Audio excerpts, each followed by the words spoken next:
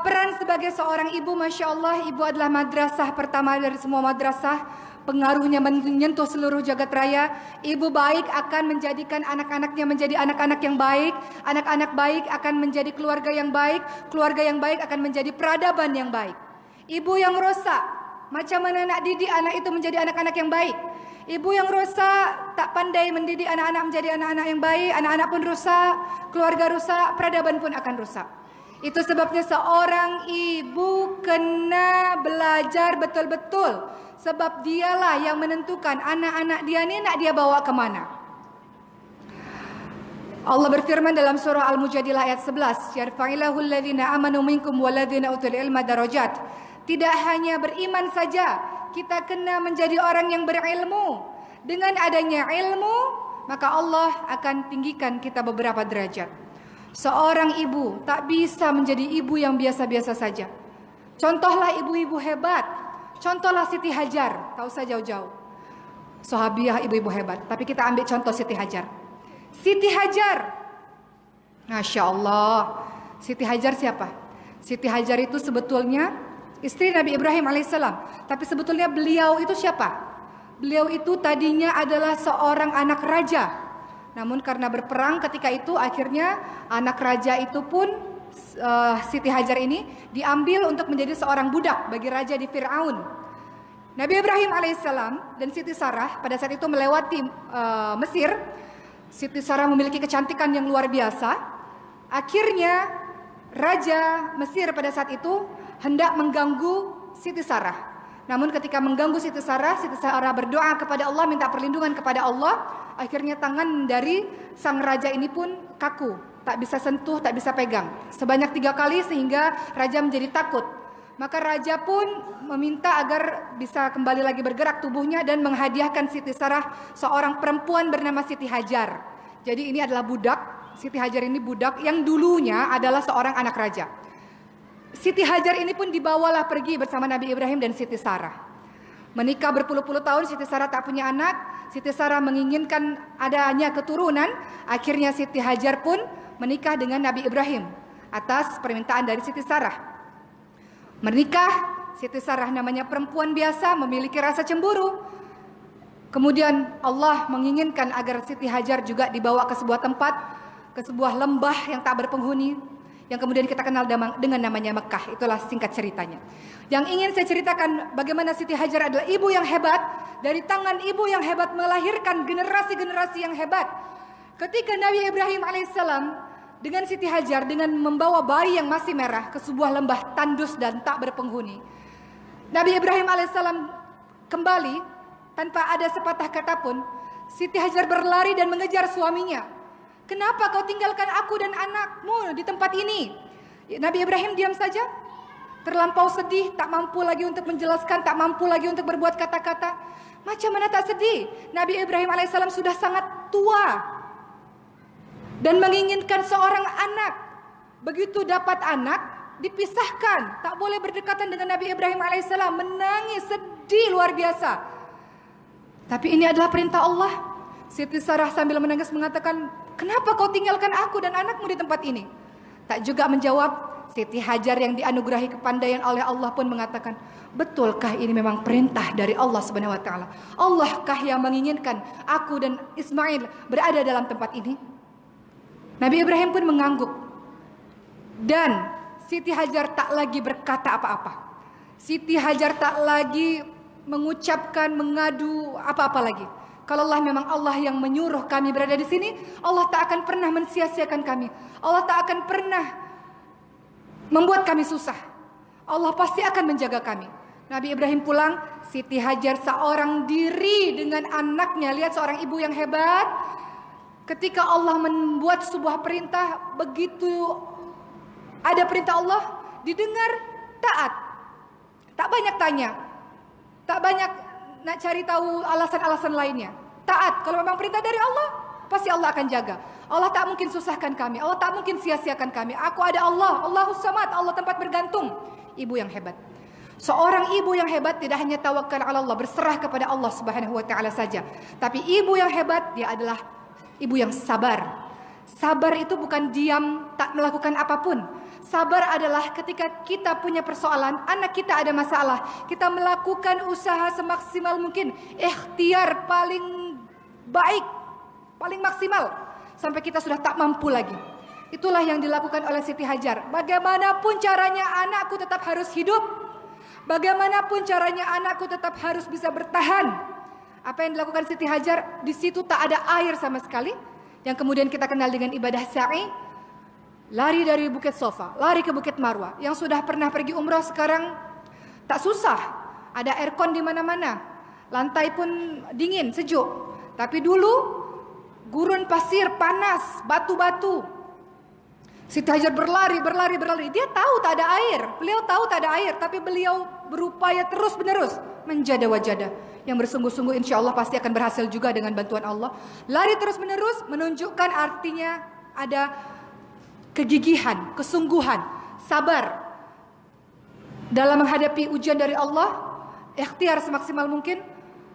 Setelah ikhtiar, Allah akan memberikan pertolongannya lewat air zam-zam dari kepakan sayap malaikat Jibril. Lewat ibu yang hebat inilah lahirlah seorang anak bernama Ismail alaihissalam. Kita lihat akhlaknya Ismail alaihissalam. Nanti ada hari raya Aidil Adha, kita mengingat peristiwa Nabi Ibrahim dan Nabi Ismail alaihissalam dalam penyembelihan.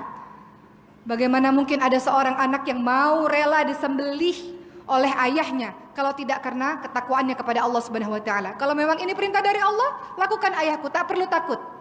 Semoga aku dimasukkan ke dalam golongan orang-orang yang sabar. Bagaimana mungkin ada orang hebat, anak hebat seperti itu, kalau di belakangnya tak ada ibu yang hebat. Nabi Ismail kemudian keturunannya sampai bawah adalah Nabi Muhammad SAW. Ibu yang hebat. Maka kita punya tugas ibu-ibu sekalian untuk menjadi ibu yang hebat adalah dengan ilmu, dengan menjaga kedekatan kita kepada Allah Subhanahu wa taala, dengan menjaga keimanan kita kepada Allah Subhanahu wa taala, belajar terus-menerus agar kita paham tentang bagaimana mengasuh anak dengan cara yang diridhai oleh Allah Subhanahu wa taala. Baik, begitu. Karena saya masih harus menjawab pertanyaan lainnya. Masih kurang apa anak lagi? Siti Hajar. Lain-lain lagi masih banyak. Yang saya perlu tekankan kepada ibu-ibu sekalian, bagi ibu-ibu muda khususnya, termasuk dengan saya. Anak saya ini 3 tahun, anak kedua 2 tahun, anak ketiga 6 bulan. Ini kakak yang pertama, saya bawa dia ke masjid-masjid supaya dia tengok ibunya. Doakan mudah-mudahan besar nanti jadi mubalighah juga insya Allah. Khusus pada ibu-ibu muda, mungkin di sini ada sebagian yang menjadi ibu-ibu muda. Kita punya anak kecil-kecil. Betul-betul kita jaga anak itu, kita bagikan waktu kita, masa kita untuk mendidik anak-anak itu. Beberapa dari kita mengatakan, Allah repotlah, susahlah. Kita pergi ke tandas, dia ikut ke tandas. Kita pergi masak, dia tarik-tarik baju kita, dia ikut juga nak masak. Kita pergi kemana-mana, dia ikut juga. Percayalah, ini semua hanya sekejap saja. Waktu terus berjalan. Anak-anak itu akan besar. Ketika dia sudah besar nanti mungkin dia tak lagi mau dipeluk dengan kita, tak mau lagi dicium dengan kita. Dia pergi ke university, dia pergi dari rumah kita, dia tinggalkan rumah kita karena nak sambung sekolah. Dia pergi dengan suami dia, tak ada lagi anak-anak di rumah. Ibu-ibu yang sudah punya anak besar-besar pasti tahu rasanya rindu dengan masa kecil anak-anak, betul Bu? Ibu tengok bilik dia, ya Allah, dulu bilik ini bising dengan anak-anak, bising dengan suara tangis anak-anak, sekarang tak ada lagi. Rindu, betul? Maka bagi ibu-ibu muda, selagi Allah masih membagi waktu, membagi masa untuk kita bersama dengan anak-anak kita, berikan waktu terbaik kita untuk anak-anak. Karena masa kecil itu cepat sekali berjalan. Usia-usia ini adalah usia-usia golden age, usia-usia emas, di mana semua apapun yang kita ajarkan, dia akan menyerap. Dia adalah peniru terbaik di muka bumi. Maka ajarkan pendidikan agama sejak kecil, betul-betul. Bagaimana bisa kita ajarkan agama kalau ibunya jauh dari agama? Bagaimana kita bisa ajarkan nak tutup aurat, ibunya sendiri tak tutup aurat? Nak baca Quran, ibunya sendiri tak pandai baca Quran. Maka bagi mereka yang belum menikah, atau mereka yang sudah menikah, atau kita yang sudah berpuluh-puluh tahun menikah, punya anak, tak ada kata terlambat kita belajar Al-Quran. Hudal lil muttaqin, petunjuk bagi orang-orang yang bertakwa. Tak ada lagi cara lain untuk kita menjadi orang yang betul selain kembali kepada Al-Quran. Dzalikal kitabul la raiba fihi hudal lil muttaqin. Sebuah kitab yang tidak ada keraguan di dalamnya, Al-Baqarah ayat 2, sebagai petunjuk bagi orang-orang yang bertakwa. Nah, anak-anak kita hebat, back to Quran. Cari di Quran bagaimana cara mendidik anak. Parenting kita buka dalam surah Luqman ayat 12 sampai 19. Itu semua membahas tentang parenting. Bagaimana Luqman mengajarkan anaknya perkara-perkara yang dicintai oleh Allah Subhanahu wa taala. Dan jangan lupa, parenting bukan hanya soal ibu kepada anaknya, tapi ayah dengan anaknya. Di dalam Al-Qur'an lebih banyak membahas pasal pendidikan anak, ayah kepada anak, bukan ibu kepada anak. Lihat Nabi Ibrahim alaihissalam. Lihat Nabi siapa lagi? Yakub alaihissalam. Kemudian ada siapa lagi? Nabi Syuaib. Kisah-kisah Luqmanul Hakim, Luqman kepada anaknya, dan masih banyak lagi. Di dalam Al-Quran pengasuhan tidak hanya ibu kepada anak, tapi juga ayah kepada anak. Jadi kita ajak suami kita untuk bersama-sama menjadi bapak yang hebat juga, agar kita bisa mewujudkan bersama-sama keluarga yang sakinah mawaddah warahmah insyaallah. Kemudian berikutnya tadi pertanyaan dalam surah An-Nur ayat 26. Wat-thayyibatu lit-thayyibin wat-thayyibun lit-thayyibat. An-Nur ayat 26 betul? Oh, dari awal ya. Al-khabithatu lil-khabithin wal-khabithun lil-khabithat. Wat-thayyibatu lit-thayyibin wat-thayyibuna lit-thayyibat. Wanita-wanita yang keji adalah untuk laki-laki yang keji, dan laki-laki yang keji adalah untuk wanita-wanita yang keji. Begitu pula berikutnya nanti ya, ayat itu dilanjutkan dengan wanita-wanita yang baik adalah untuk laki-laki yang baik, laki-laki yang baik adalah untuk wanita-wanita yang baik pula. Ayat surah An-Nur ayat 26 berkenaan dengan kisahnya Aisyah ketika difitnah. Jadi Aisyah itu punya sebuah peristiwa, difitnah oleh seorang laki-laki munafik. Namanya adalah Ubay bin Salul. Salul, ada yang tahu namanya? Kok saya lupa nama tokoh munafik? Ubay bin Ka'ab namanya? Ada seorang tokoh munafik. Ibu katakan Ubay bin Ka'ab, betul? Ubay bin Ka'ab bin Salul kalau saya tak salah. Nanti kita tengok lagi lah ya. Saya kena buka lagi. Seorang tokoh munafik ini memfitnah Siti Aisyah. Rasulullah SAW dalam peperangan, kemudian setelah pulang, dalam perjalanan pulang, berhenti di sebuah tempat. Aisyah pun turut berhenti. Aisyah turun dari untanya, hendak membuang hajat. Kemudian rombongan tak tahu bahwa Aisyah keluar dari untanya. Rombongan pulang lagi ke Madinah, Aisyah tertinggal seorang diri. Kemudian ada laki-laki sahabat Nabi yang tertinggal dari rombongan, namanya adalah Sofwan bin Mu'attal radhiyallahu anhu. Melihat ada seorang wanita, ternyata adalah istri Nabi, cepat-cepat Sofwan mengatakan, "Naiklah wahai Aisyah." Dan kemudian Sofwan bin Mu'attal pun membawa Aisyah menuju ke Madinah. Kemudian pada akhirnya di Madinah gempar. Madinah semuanya orang-orang saling bercakap satu sama lain. Lihat, Aisyah datang ke kota Madinah dengan laki-laki ajnabi, laki-laki asing yang bukan mahramnya. Aisyah telah berselingkuh. Semua orang memfitnah Aisyah dengan mengatakan Aisyah adalah orang yang berselingkuh. Pun Rasulullah SAW agak sedikit berbeda sikapnya dengan Aisyah. Aisyah sedih, Aisyah minta pada Allah. Apa ya Allah yang sesungguhnya terjadi? Kenapa orang-orang berkata seperti ini padaku? Akhirnya turun surah An-Nur yang membersihkan nama Aisyah. Dalam surah ini, dalam rangkaian surah An-Nur, surah-surah itu sebenarnya, ayat-ayat tersebut sebenarnya diturunkan agar orang-orang tahu bahwa Aisyah orang yang tak bersalah. Tak patut perempuan baik-baik difitnah dengan sedemikian buruk. Namun ayat ini sering juga dijadikan sebagai ayat motivasi untuk orang-orang yang hendak menikah. Ketika ada orang-orang hendak menikah, mereka biasanya menggunakan ayat ini sebagai ayat motivasi. Wanita keji untuk laki-laki keji, laki-laki keji untuk wanita keji, wanita baik-baik untuk perempuan, untuk laki-laki baik-baik, laki-laki baik-baik untuk perempuan baik-baik. Ayat motivasi yang mengatakan bahwa kalau aku ingin mendapat pasangan yang baik, aku harus jadi baik terlebih dahulu. boleh saja menjadi ayat motivasi. Artinya adalah kalau kau ingin mendapatkan yang baik-baik, maka harus bercermin dulu. Apakah dirimu sudah baik? Kalau dirimu sudah baik, insya Allah Allah akan bagikan pasangan-pasangan yang baik. Namun sesungguhnya ayat ini berkenaan dengan pembersihan nama Aisyah yang ketika itu dituduh menjadi perempuan yang berselingkuh.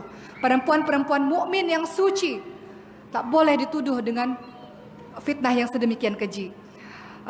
Namun pun kalau ingin dijadikan ayat motivasi, kalau ingin mendapatkan pasangan baik kita harus menjadi baik, itu pun tidak menjadi masalah.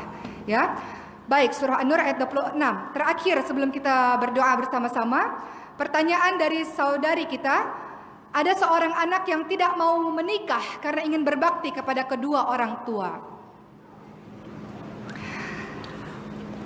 Baik, ketahuilah bahwa Rasulullah memerintahkan kita untuk menikah. Namun menikah itu menjadi berbeda-beda hukumnya. Ada menjadi haram ketika menikah tujuannya adalah untuk balas dendam, untuk menyakiti dia. Nanti kalau sudah menikah aku sakiti dia, haram. Ada yang hukumnya menjadi wajib. Ada yang namanya biological needs. Di usia-usia tertentu rasanya tak sanggup lagi nih, kena kawin lah nih. Udah puasa tetap tak tahan juga, kena kawin. Wajib, sudah masuk dalam perkara wajib, apalagi laki-laki. Kata Allah, wahai pemuda, barang siapa yang mampu, maka kawin, menikahlah. Tapi kalau tak mampu, berpuasalah. Artinya kalau masih mampu menahan, puasalah. Tapi manusia fitrahnya ada masa dia memerlukan. Tak perlu saya panjang-panjangkan ya. Ada masanya dia perlu. Sehingga ketika puasa itu sudah tak lagi mampu untuk membuat dirinya tetap suci, ada yang diinginkan oleh Rasulullah untuk menjaga kesucian dirimu adalah menikah.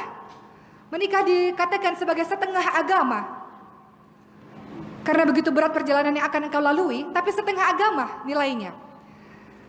Dan menikah ini tujuannya adalah dari surah Ar-Rum ayat 21 yang saya ulang-ulang tadi, litaskunu ilaiha wa ja'ala bainakum mawaddatan wa rahmah. Tugasnya adalah untuk menenteramkan hatimu. Wahai perempuan-perempuan, kau menikah supaya dirimu tentram. Ada yang menjaga, ada yang melindungi. Bagaimana kalau aku ingin berbakti kepada kedua orang tuaku? Engkau menikah dengan laki-laki dan kau ajak suamimu untuk berbakti juga kepada kedua orang tuamu. Apa susahnya? Tak ada masalah, yang paling penting adalah ucapkan syarat pranikah. Katakan kalau memang kita ingin menjaga, merawat ibu kita yang seorang diri. Sebelum kawin, sebelum menikah, katakan pada calon suami kita, ibu saya seorang diri, sudah tua, tak ada lagi yang menjaga. Kalau sudah menikah saya ingin berbakti kepada ibu saya. Mau tak syarat pranikah saya, kalau kau nak kawin dengan saya, kita tinggal bersama-sama dengan ibu saya. Ucapkan syarat pranikah tersebut. Kalau calon suamimu setuju, berbakti bersama-sama, birrul walidain bersama dengan ibu kita. Mertua adalah ibu kita juga. Jadi suami yang menikah dengan kita, orang tua kita, ibu kita adalah ibu dia juga. Jadi tak ada masalah dengan itu kawan-kawan sekalian. Tapi kalau ingin sepenuhnya berbakti kepada kedua orang tua, boleh. Tapi lihat lebih banyak mudarat atau maslahatnya. Timbang-timbanglah. Kalau tak kawin-kawin, tapi kemudian dating dengan laki-laki lain, itulah yang lebih tak boleh. Allah bagi jalan halal tak mau, Allah tak bagi jalan haram yang kau ambil. Allah katakan wala taqrabu zina innahu kana fahisya wa sa'a sabila. Jangan dekati zina. Zina perbuatan yang keji, jalan yang buruk. Kau tak nak kawin, tapi kau punya boyfriend. Kalau orang Indonesia katakan pacaran, dating. Tak ada batas laki-laki dengan perempuan. Kadang seorang diri sepi, nak diperhatikan, nak dijaga dengan orang, tapi tak punya suami, akhirnya call suami orang. Atau call laki-laki lain, laki-laki ajnabi. Itu mendekati zina, itu Allah haramkan. Jelas-jelas ada jalan yang Allah halalkan, kenapa kau tak ambil? Kawinlah dengan laki-laki yang juga berbakti kepada kedua orang tua, yang juga mau berbakti dengan kedua orang tua kita. Dengan begitu bakti kita juga tetap berjalan, bakti dengan suami, kita bisa hidup dengan tentram juga dengan suami. Bukannya lebih senang adanya suami, bisa bantu bersama-sama dalam menjaga ibu kita. Ya, jadi seperti itu. Jadi jangan sampai silakan merawat ibu bapak kita kalau kita masih tetap bisa menjaga kesucian diri kita dengan berpuasa, silakan. Tapi kalau sekiranya diri merasa perlu teman, perlu kawan, perlu penjagaan, perlu laki-laki yang mendampingi saya, kawinlah, menikahlah. Karena itu adalah sunnah dari Rasulullah SAW. Baik, sudah pukul 12.